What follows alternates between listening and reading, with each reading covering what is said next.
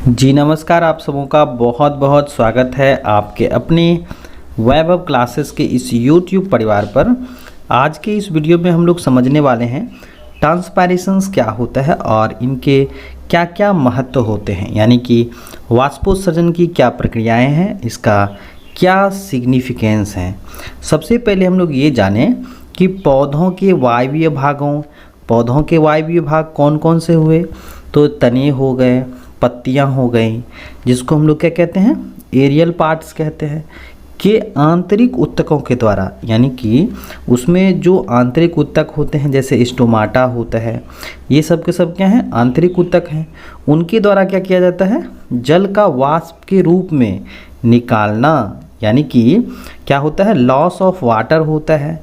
किस रूप में भाई, कि भेपर के रूप में, वाष्प के रूप में। तो यही प्रक्रिया क्या कहलाती हैं, वाष्पोत्सर्जन कहलाती हैं। तो यहाँ पर हम लोग समझें कि पौधे क्या करते हैं, प्रकाश संश्लेषण की प्रक्रियाएं करते हैं, जिसमें आपके सूर्य की आवश्यकता पड़ती हैं, यानी कि सनलाइट की आवश्यकता पड़ती हैं। उसके बाद जो है ये क्या करते हैं, मिट्टी से जल तथा खनिज लवण का अवशोषण करते हैं, ये अपने जड़ों के द्वारा। पत्ती में जो मौजूद होती हैं क्लोरोफिल यानी हरित लवक, उसका इस्तेमाल करते हैं। और पर्यावरण में जो मौजूद कार्बन डाइऑक्साइड होता है उसको लेकर के जो है ये क्या करते हैं, पौधे अपना भोजन बनाते हैं। तो इस स्थिति में क्या होता है कि पौधे जो जल तथा खनिज लवण लेते हैं, मिट्टी से लेते हैं जड़ों के द्वारा, तो जो बेकार जल होता है वह क्या किया जाता है, पौधों के वायवीय भाग जैसे तनों से, उनकी पत्तियों से क्या किया जाता है, बेकार जल को बाहर कर दिया जाता है। तो इसके लिए जो है ना, पौधों के वायवीय भाग जैसे तने और पत्तियां जिम्मेदार होती हैं। और पत्तियों में पाया जाता है एक विशेष प्रकार का छिद्र, जिसको हम लोग क्या कहते हैं, स्टोमाटा कहते हैं। यहाँ पर आप देख सकते हैं। तो इस तरह से जो है पौधे क्या करते हैं, जो जल होता है उनको क्या करते हैं, वायवीय भाग की मदद से जो है उसको बाहर कर देते हैं। तो हम लोग इसको नोट्स भी कर सकते हैं कि पौधों के वायवीय भागों यानी एरियल पार्ट के आंतरिक उत्तकों के द्वारा जल का वाष्प के रूप में निकालना, यानी loss of water in the form of vapour के रूप में। तो यही प्रक्रिया क्या कहलाती हैं, वाष्पोत्सर्जन कहलाती हैं, यानी ट्रांसपायरेशन कहलाती हैं।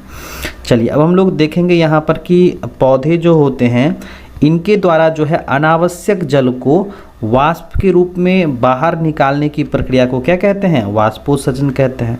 तो यहाँ पर आप इन्वर्टेड कोमा में लिख सकते हैं कि पौधे के द्वारा अनावश्यक जल को क्या किया जाता है, पौधे के द्वारा अनावश्यक जल को वाष्प के रूप में बाहर निकालने की प्रक्रिया को क्या कहते हैं, वाष्पोत्सर्जन कहते हैं। एक वैज्ञानिक है जिसका नाम है मिलर, इन्होंने क्या कहा कि ट्रांसपायरेशन जो होता है यानी वाष्पोत्सर्जन जो होता है, यानी transpiration is the loss of water in the form of vapour from stem and leaves. उन्होंने कहा, यानी मिलर साहब ने कहा 1930 ईस्वी में। तो इन्होंने क्या कहा, वाष्पोत्सर्जन की जो परिभाषा है, वाष्पोत्सर्जन के बारे में इन्होंने क्या कहा कि वाष्पोत्सर्जन जो होता है वह पौधों के तने और पत्तियों के द्वारा जो बेकार जल होता है यानी अनावश्यक जल होता है उसको वेपर के रूप में यानी वाष्प के रूप में बाहर निकालने की प्रक्रिया को क्या कहते हैं, वाष्पोत्सर्जन कहते हैं। चलिए अब हम लोग नेक्स्ट पॉइंट देखें कि वाष्पोत्सर्जन कितने प्रकार के होते हैं। वाष्पोत्सर्जन जो होते हैं ये होते हैं आपके 3 प्रकार के। कितने प्रकार के होते हैं, 3 प्रकार के होते हैं। तो पौधों में वाष्पोत्सर्जन की क्रिया पौधों के वायवीय भागों में, जैसे हम लोगों ने अभी देखा कि वायवीय भाग कौन कौन से हो गए, तने हो गए, पत्तियां हो गई। इनके जो मुख्यतः भाग होते हैं पत्तियों के द्वारा क्या होता है, वाष्पोत्सर्जन की प्रक्रियाएं होती हैं। तो वाष्पोत्सर्जन की प्रक्रिया कहाँ से होती हैं, यानी कि किससे जो है जल वाष्प के रूप में पर्यावरण में आता है। तो इसके आधार पर हम लोग इसको क्या करते हैं, 3 भाग में बांटते हैं। पहला है स्टोमेटल, यानी कि इसको हम लोग रंध्री वाष्पोत्सर्जन कहते हैं। दूसरा है क्यूटिकुलर, यानी कि इसको हम लोग बोलते हैं उपत्वचीय वाष्पोत्सर्जन कहते हैं। और उसके बाद है लेंटिकुलर ट्रांसपायरेशंस, जिसको क्या कहते हैं, वातरंध्रीय वाष्पोत्सर्जन कहते हैं।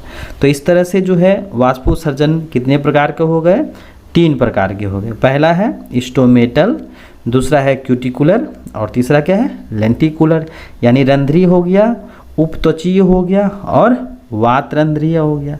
चलिए अब हम लोग एक एक करके समझेंगे। जैसे स्टोमेटल टाइप ऑफ ट्रांसपायरेशन है, यानी कि रंध्रीय वाष्पोत्सर्जन किसको हम लोग कहते हैं, तो यहाँ पर हम लोग समझेंगे यानी कि स्टोमेटल ट्रांसपायरेशन जो होता है यह मोस्ट कॉमन टाइप का होता है। कहने का मतलब कि ज़्यादातर पौधों में जो है ना क्या होता है, स्टोमाटा के द्वारा ही जो है बेकार जल को बाहर निकाला जाता है, जिसमें ट्रांसपायरेशन की प्रक्रिया पत्तियों में मौजूद स्टोमाटा छिद्र के द्वारा होती हैं। कहने का मतलब ये हुआ कि स्टोमेटल ट्रांसपायरेशन में क्या होता है, जो जल होता है उनको वाष्प के रूप में बाहर निकालता है, और वह जो विशेष व्यवस्थाएं होती हैं उसको हम लोग क्या कहते हैं, स्टोमाटा कहते हैं। यानी कि स्टोमाटा के थ्रू ही क्या किया जाता है, वाष्प को बाहर कर दिया जाता है ना। तो स्टोमाटा के द्वारा ही क्या किया जाता है, यहाँ पर बेकार जल को वाष्प के रूप में बाहर निकाला जाता है, और ये एक प्रकार का क्या है, कॉमन टाइप का ट्रांसपायरेशंस है। यह तने पर मौजूद स्टोमाटा के द्वारा भी होती हैं, यानी कि पत्तियों पर तो होता ही होता है, ये तने पर भी आपको मिलते हैं। तो ये हम लोगों ने देखा कि स्टोमेटल ट्रांसपायरेशन जो है स्टोमाटा के द्वारा होता है। चलिए अब हम लोग नेक्स्ट पॉइंट देखें, क्यूटिकुलर्स है, यानी कि क्यूटिकल के द्वारा, जिसको हम लोग उपत्वचीय कहते हैं। तो इस प्रकार का वाष्पोत्सर्जन जो होता है तने तथा पत्तियों के दोनों सतहों पर पाए जाने वाली क्यूटिकल सेल से हो रहा होता है। तो यहाँ पर ट्रांसपायरेशन की प्रक्रिया क्या होती हैं, क्यूटिकल से होती हैं, यानी कि तने और पत्तियों का जो ऊपरी सतह होता है ना, वहाँ से क्या होता है, जल वाष्प के रूप में बाहर आ जाता है, जिसे हम लोग क्या कहते हैं, क्यूटिकुलर ट्रांसपायरेशंस कहते हैं। इसमें वाष्पोत्सर्जन की दर स्टोमाटा से कम होती हैं, यानी कि जो जल निकलने की जो दर होती हैं वाष्प के रूप में, वह सबसे ज़्यादा कहाँ होती हैं, वह सबसे ज़्यादा मिलती हैं स्टोमाटा में, है ना। और उससे कम कहाँ पर होती हैं आपके यहाँ पर क्यूटिकुलर। चलिए अब हम लोग नेक्स्ट पॉइंट देखें है लेंटिकुलर्स, है ना। लेंटिकुलर ट्रांसपायरेशंस हैं। इस विधि में यानी कि इस प्रक्रिया में क्या होता है, वाष्पोत्सर्जन तने पर पाए जाने वाले वातरंध्रों, जिसको हम लोग क्या कहते हैं, लेंटिसेल्स कहते हैं, इनके द्वारा होता है। तो इस विधि में बहुत कम मात्रा में क्या होता है, वाष्पोत्सर्जन की प्रक्रियाएं होती हैं। कहने का मतलब इसमें सबसे ज़्यादा, है ना, इसमें यानी ट्रांसपायरेशन जो होता है स्टोमेटल में सबसे ज़्यादा, इसमें क्या होता है उससे कम, और लेंटिसेल्स में क्या होता है सबसे कम होता है, यानी लेंटिकुलर ट्रांसपायरेशंस में सबसे कम होता है। कहने का मतलब ये हुआ कि वाष्पोत्सर्जन की दर सबसे ज़्यादा कहाँ पर होगी, स्टोमेटल ट्रांसपायरेशन में होगी, उससे कम कहाँ होगी, क्यूटिकल्स के द्वारा होगी, और फिर लेंटिकुलर ट्रांसपायरेशंस होता है। चलिए अब हम लोग नेक्स्ट पॉइंट देखें कि पौधों के जीवन में वाष्पोत्सर्जन की क्रिया का क्या महत्व होता है। तो होता क्या है कि अधिक से अधिक वाष्पोत्सर्जन यानी ट्रांसपायरेशंस की प्रक्रियाएं जो होती हैं, कभी कभी पौधों की मृत्यु हो जाती है, यानी कि जब पौधों में ज़्यादा से ज़्यादा वाष्पोत्सर्जन होता है ना, तो पौधे क्या कर जाते हैं, डेथ कर जाते हैं, यानी कि जड़ों के द्वारा क्या किया जाता है, यानी कि जल खनिज लवण लिया जाता है, और पौधों के वायवीय भाग जैसे तने और पत्तियों के द्वारा उस पानी को वाष्प के रूप में बाहर निकाला जाता है। तो अगर ज़्यादा वाष्पोत्सर्जन हो जाता है तो पौधे क्या हो जाते हैं, मर जाते हैं। लेकिन फिर भी वाष्पोत्सर्जन की प्रक्रिया क्या होती हैं, पौधों के लिए आवश्यक होती हैं। नेक्स्ट पॉइंट हम लोग देखें कि बार्नर्स के अनुसार, एक वैज्ञानिक थे बार्नर्स नाम के, उन्होंने क्या कहा कि वाष्पोत्सर्जन की जो क्रिया होती हैं पौधों के लिए क्या है, आवश्यक बुराई होती हैं, यानी कि नेसेसरली एविल होती हैं। कहने का मतलब ये हुआ कि ये क्या हैं, जो बेकार पानी है उसको बाहर कर दिया जाता है, लेकिन हाँ ये होना बहुत ही आवश्यक है। अगर ऐसा नहीं होगा तो पौधे क्या करेंगे, यहाँ पर जो है जो बेकार जल को बाहर नहीं निकाल पाएंगे। चलिए अब हम लोग नेक्स्ट पॉइंट देखें, इसका महत्व हम लोग समझते हैं कि वाष्पोत्सर्जन का क्या महत्व है। पहला पॉइंट हम लोग देखें कि इस क्रिया द्वारा पौधे का आवश्यकता से ज़्यादा जल बाहर निकल जाता है, यानी कि इस क्रिया के द्वारा पौधे का आवश्यकता से अधिक जल जो होता है ना वह निकल जाता है, यानी कि बेकार जल को बाहर निकालने का काम करता है ट्रांसपायरेशन। ठीक है, चलिए नेक्स्ट पॉइंट हम लोग देखें कि पौधों में निरंतर वाष्पोत्सर्जन की क्रिया होते रहने के कारण जो है ना सक्शन प्रेशर यानी कि जिसको चूसक बल कहते हैं ये उत्पन्न हो जाता है। कहने का मतलब ये हुआ कि अगर वाष्पोत्सर्जन की प्रक्रिया नहीं होगी तो जड़ों के द्वारा जो जल तथा खनिज लवण का अवशोषण किया जा रहा है ये कम होगा, है ना। जब वाष्पोत्सर्जन की दर बहुत कम हो जाएगी तो फिर चूसन बल भी जो है क्या हो जाएगा, कम हो जाएगा। अब इससे क्या होगा, पौधों में रसारोहण में क्या मिलती हैं, सहायता मिलती हैं। कहने का मतलब ये कि जितना ट्रांसपायरेशन होगा, वाष्पोत्सर्जन दर ज़्यादा होगा, उतना जो है एसेंट ऑफ सैप होगा यानी सक्शन बल लगेगा, और जिससे क्या होगा, पौधों में रसारोहण की प्रक्रिया होगी। पौधों के जड़ों द्वारा क्या किया जाएगा, जल तथा खनिज लवण का अवशोषण किया जाएगा। चलिए अब हम लोग नेक्स्ट पॉइंट देखें कि इस क्रिया के निरंतर होने से पौधों में पानी यानी जल खनिज लवण सहित पौधों के सभी भागों में पहुंचकर पौधों के सभी अंगों को क्या करते हैं, खनिज लवण क्या करते हैं, उपलब्ध कराते हैं। यानी कि अगर वाष्पोत्सर्जन की प्रक्रिया नहीं होगी तो फिर जो है पौधों के हर एक अंगों को जो है जल तथा खनिज लवण नहीं मिल पाएगा। चलिए अब हम लोग नेक्स्ट पॉइंट देखें कि इस क्रिया द्वारा पौधे का तापमान क्या रहता है, नियंत्रित रहता है। यानी कि जब पौधों में ट्रांसपायरेशन नहीं होगा तो पौधे का क्या हो जाएगा, तापमान अधिक हो जाएगा। जैसा कि यहाँ पर आप देख सकते हैं जो मिट्टी के अंदर जो जल रहता है, जल खनिज लवण रहता है, इसको जो है जाइलम ऊतक द्वारा जो है वायवीय हिस्से यानी कि तने और पत्तियों के जो है विभिन्न हिस्सों तक पहुँचाया जाता है जहाँ पर इसका उपयोग करना है। और जो बेकार जल होता है ना, जो एक्सेस वाटर होता है, उसको क्या किया जाता है, पौधों के वायवीय भाग यानी तने एवं पत्तियों पर जो स्टोमेटा लगे रहते हैं यानी छिद्र लगा रहता है, उसको वहाँ से क्या कर दिया जाता है, जलवाष्प के रूप में बाहर कर दिया जाता है। तो इस तरह से यहाँ पर क्या होता है, वाष्पोत्सर्जन की प्रक्रियाएं होती हैं। तो यहाँ पर जो है हम लोगों ने देखा कि पौधों में जो वाष्पोत्सर्जन की प्रक्रियाएं होती हैं इसका क्या महत्व है। चलिए अब हम लोग नेक्स्ट पॉइंट देखें कि वाष्पोत्सर्जन की क्रिया से पौधे को क्या हानि होती हैं। मान लिया जाए कि अगर पौधे वाष्पोत्सर्जन की प्रक्रिया करते हैं तो इससे क्या हानि होती है। चलिए अब हम लोग यहाँ पर देखें, वास्तव में वाष्पोत्सर्जन की क्रिया पौधों के लिए हानिकारक है क्योंकि जल का क्या होता है, यहाँ पर निष्कासन होता है। वाष्पोत्सर्जन द्वारा भूमि में पानी की कमी हो जाती है, यानी कि पौधे क्या करते हैं, जल को सोखते हैं जड़ों के द्वारा। तो इससे क्या होता है, भूमि में पानी की कमी होती है। यदि कुछ अधिक समय तक कम पानी वाली भूमि के पौधों में वाष्पोत्सर्जन की क्रिया चलती रहे तो पौधे क्या हो जाते हैं, मुरझा करके मर जाते हैं। इस कारण से जल की कमी वाले स्थलों पर यानी कि जो डेजर्ट वाले क्षेत्र वाले पौधे होते हैं, वाष्पोत्सर्जन की क्रिया को कम करने के लिए क्या करते हैं, विभिन्न रूपों में रूपांतरित हो जाते हैं। यानी कि नागफनी के पौधों में हम लोग क्या देखते हैं कि ज़मीन में कम पानी रहता है तो उनकी पत्तियां क्या कर जाती हैं, कांटेनुमा संरचना में बदल जाती हैं, है ना। तने क्या हो जाते हैं, मांसल हो जाते हैं। तो इस तरह से क्या होता है, पौधों में जो ट्रांसपायरेशन की प्रक्रियाएं होती हैं वो एक हानिकारक प्रभाव दिखाता है, लेकिन पौधे क्या कर जाते हैं, इस स्थिति में रूपांतरित हो जाते हैं। तो चलिए अब हम लोग जानेंगे कि किस तरह से जो है हम लोग के ट्रांसपायरेशंस जो होते हैं अन्य कारकों पर निर्भर करते हैं, यानी factors affecting the rate of transpiration. तो यहाँ पर हम लोग देखेंगे कि जो वाष्पोत्सर्जन की प्रक्रिया को प्रभावित करते हैं वो कौन कौन से कारक होते हैं। तो यहाँ पर हम लोग जानेंगे कि कुछ इंटरनल कारक होते हैं, यानी कि कुछ आंतरिक कारक होते हैं। दूसरा है एक्सटर्नल फैक्टर्स होते हैं, यानी बाह्य कारक होते हैं। तो इंटरनल फैक्टर्स में हम लोग का पहला है number and distribution of stomata. कहने का मतलब ये हुआ कि स्टोमाटा की संख्या जो है ना जितनी होगी उतना ही क्या होगा, वाष्पोत्सर्जन का दर होगा। उसके बाद है परसेंटेज ऑफ ओपनिंग स्टोमाटा, कि कितना जो है पत्ती में स्टोमाटा खुला है और कितना बंद है, इस पर भी निर्भर करता है।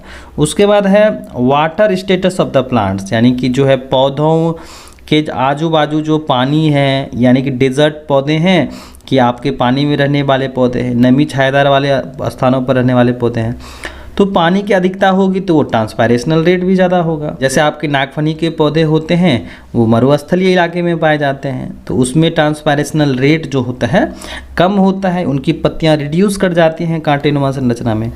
नेक्स्ट पॉइंट देखें कि कैनोपी स्ट्रक्चर। कैनोपी मतलब होता है, जैसे होता क्या है कि आपने बरगद का वृक्ष देखा होगा, तो बरगद में लंबा कैनोपी बनता है जिसको आप छांव भी कह सकते हैं, और जो छोटे छोटे पौधे होते हैं उसमें कम कैनोपी बनता है।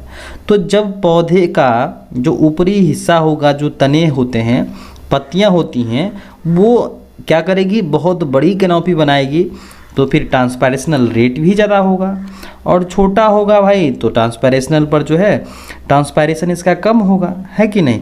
चलिए अब हम लोग नेक्स्ट पॉइंट देखें, इंटरनल फैक्टर। इंटरनल फैक्टर्स में टेम्परेचर्स हैं, तापमान अधिक होगा तो वाष्पोत्सर्जन की दर भी अधिक होगी, लाइट होगा तो फिर लाइट हो गया, ह्यूमिडिटी हो गया, विंड स्पीड हो गया। यहाँ पर जो वाष्पोत्सर्जन की दर होती हैं वह बाह्य कारक, जैसे अगर सूर्य का प्रकाश ज़्यादा है तो भी क्या होगा, इस तरह से वाष्पोत्सर्जन की प्रक्रियाएं प्रभावित होगी। आर्द्रता है तो फिर जो है इस पर भी इसका प्रभाव पड़ता है, और जो वायु वेग होता है, तो ये सब के सब आपके क्या हैं, फैक्टर्स हैं जो वाष्पोत्सर्जन की दर को प्रभावित करते हैं।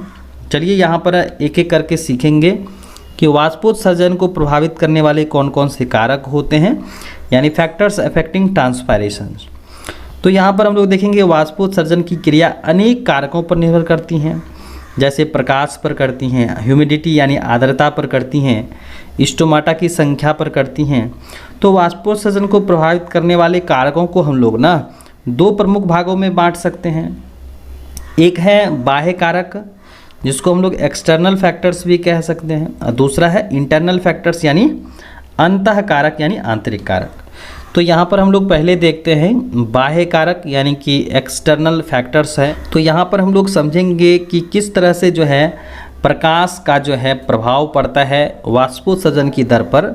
जैसे कि पौधों में स्टोमाटा के खुलने और बंद होने की जो प्रक्रियाएं होती हैं नियंत्रित होती हैं, है ना। पौधों में जो स्टोमाटा के खुलने और बंद होने की प्रक्रिया को क्या करती हैं, नियंत्रित करती हैं। कौन, सनलाइट करता है, यानी दिन के समय में यह खुला रहता है और रात के समय में बंद हो जाता है।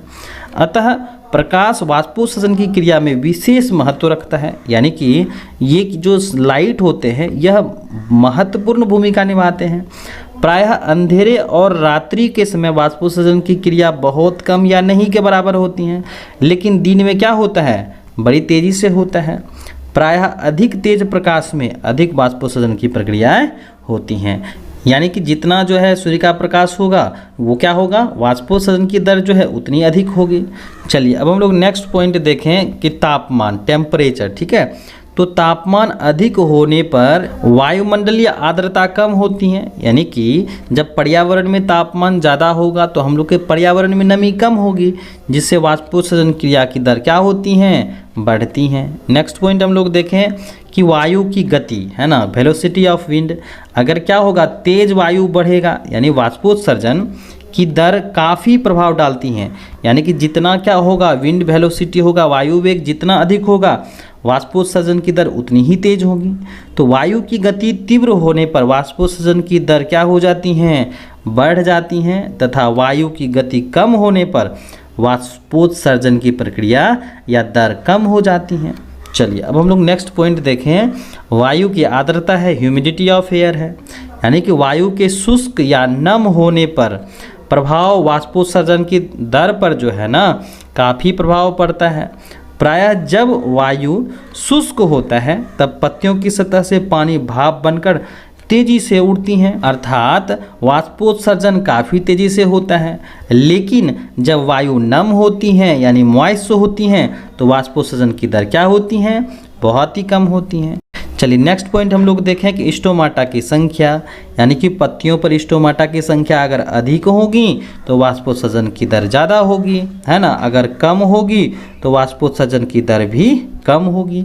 तो यहाँ पर हम लोगों ने देखा कि स्टोमाटा की संख्या पर जो है, स्टोमाटा की संख्या जितनी अधिक होगी वाष्पोत्सर्जन का दर भी उतना ही होगा। कम होगा तो वाष्पोत्सर्जन की दर कम होगी। फिर हम लोगों ने देखा कि ह्यूमिडिटी ऑफ एयर, यानी कि हवा का जो है तापमान अगर अधिक होगा, है ना, अधिक होगा मतलब कि नम नहीं होगा, टेम्परेचर ज़्यादा होगा तो वाष्पोत्सर्जन ज़्यादा होगा। और अगर जो है वाटर कंटेंट्स ज़्यादा होगा तो फिर जो है वाष्पोत्सर्जन की दर जो है कम होगी।